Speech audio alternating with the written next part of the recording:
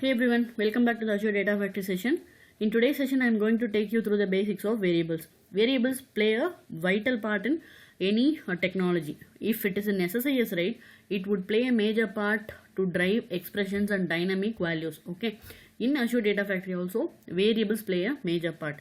But unlike SSIS, right, in Azure Data Factory, we don't have support for lots of data types. Also, we don't have to worry about the scope of the variable because there is nothing called container scope or task level scope in Azure Data Factory. So whatever variables we are going to create, it is valid all through the pipeline. Okay, so I'll quickly take you through the Azure portal adf.azure.com. Alright, so what we are going to do today, I'll tell you shortly so that before we actually go to the pipeline, you will have better clarity. Okay, we have table names. We are going to say, for example, A, B, C, these are all table names. We are going to save these table names in a variable. Okay, this variable value is A, B, C, which are nothing but the table names. Okay, and we are going to loop through the variable values, which is nothing but we are going to loop through A first and then B and then C, and we are going to load the contents of A and B and C into CSV files or text files. Okay, that is what we are going to do. So what the tables we are going to loop through, I already showed in the previous session. We have a server like this, and then we have a database called sales_data warehouse, and we have couple of tables here. So today we are going to try couple of tables from these options available. Okay, let's go to adf.azure.com.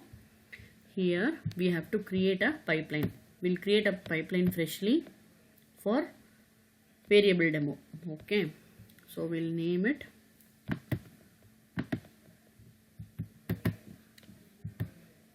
pipeline variable. Alright, so where to create variable? It's quite simple. We don't have to worry much about it. You hover or click on any white space available in the canvas. The whole space is called canvas in Azure Data Factory. Okay, we have not added any activity yet, so we can click anywhere here. So on the down part, right, you will be seeing something called parameters, variables and output. So this output, when we will worry about after execution, we'll come and see the output details, just like progress tab in SSIS. Okay, so here is the variables tab. So click there and you will have option to create variables. Alright, so what I'm going to create is tables list. This is going to be my variable name, and see the types available here, just array, boolean and string, nothing else. Okay, not even data type, date time. Okay, so right now we are going to access array because we are going to, this is very simple exercise. Don't worry about this array stuff. What we are going to do is we are going to write a select statement here. Select star from dim salesperson. This is one of our tables, comma, select star from dim customer. Dim salesperson we have added. We'll pull dim customer data also. So go to dim customer. This is not case sensitive. We can type however you want. So how do you declare variable for in the form of array? Okay, so it's like this. You have to enclose everything in square bracket. That is the first thing we have to do. Enclose everything in square bracket and separate things by comma. Whatever values we are going to save in the array variable, right, just separate them by comma and include them in double quotes. Okay, so this is how we are going to use it now. Alright, so let this variable be created. Okay, so we are going to loop through this variable now and read values from one by one, tables one by one. Okay, so for that we have to add for each loop. In this for each loop, we just have to set only one thing. Go to settings tab and then items we have to tell, right? So go to add dynamic content and we are going to pull the data from variable. So just click on variables, finish. That is all.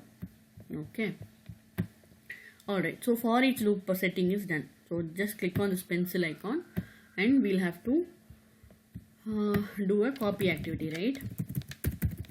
just drag and drop, copy data, and then we have to set source and sink connections. Alright, source connection is going to be the SQL database, right? So I will choose the data set which we already have created for previous sessions. This is going to be our data set, but the only change is we are not going to use the table option here. We are going to use the query option, because our query comes from variable. Every time the variable is referred, right, in for each loop, we are going, first time the variable value will be this. Okay, second time the for each loop executes, the variable value will be this. If you have a third value and the pipeline runs for the third time, right, you will have third value in the third time. Okay, so this is how the for each loop is going to bring values one by one each time it's going to run. Alright, so what we have to do here, just click on query, add dynamic content. So this time the query is going to come from for each loop.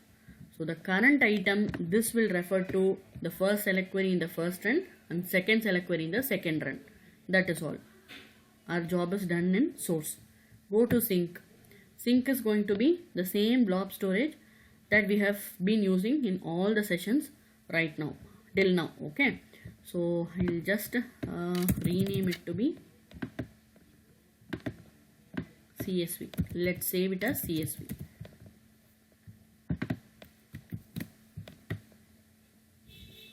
Okay, so we have just changed the text option to CSV here, and then the pipeline is ready to run. So what we have done initially, we have declared a variable and set up the value for the variable. So click on white space outside activities and you will have access to the variables. I'll just move all this. So in the variable pane, you can add whatever variables you want, choose the type, declare the value. Okay, so this variable is going to be used by the for each loop. Every time it will bring one value that is going to be used by the copy data activity. Okay, so let's run and see if the file record, the table records are returned to files one by one. Let it get executed. I will quickly show you what are the contents of the file so that we can validate. Okay, this is our customer table, 5 records, and similarly we have this salesperson table. It will have 6 records. So once our pipeline finishes execution, right, we'll be seeing these records in the form of CSV file in blob storage. Alright, we'll go back to the adf.azure.com and see if the pipeline has executed. Okay, the pipeline has finished. So for each loop has executed 2 times, one for each select query. Okay, that came from the variable. Alright, so we'll just go to the storage, blob storage, and see if the records are returned to CSV file. See here, there are two files which are created. Let's see the contents of the file. You don't worry about the name of the file here. We'll touch upon that in the next session, how to rename this file before writing data to. Okay, so just edit and see if the file contents are good. Okay, this is one table's content and the other file is going to show other table's content.